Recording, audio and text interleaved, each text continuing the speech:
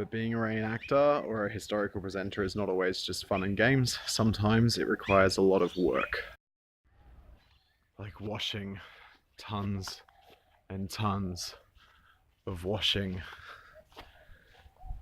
Medieval costumes were not made for the Australian clothesline.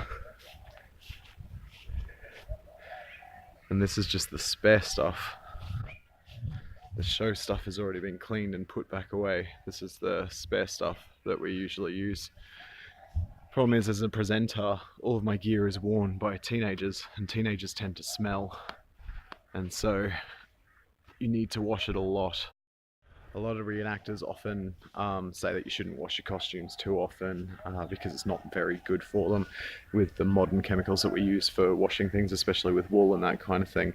I wash mine all the time. I wash all of my arming garments get washed usually once a week, maybe once a fortnight, depending on how often I fight in them. Pretty much any time I get sweat in them. I don't like them smelling like acid. And our school show gear, that gets washed after 2 or 3 shows. I find that 2 or 3 shows is about as long as I want to let them go before I wash them. Otherwise, you've got student smell on each of them, remembering that a lot of the people wearing these are 13-year-olds, which means they have a certain pungent odor. It's usually a mixture of sweat and Lynx body spray because they think that's deodorant. It's not deodorant. Thanks, guys.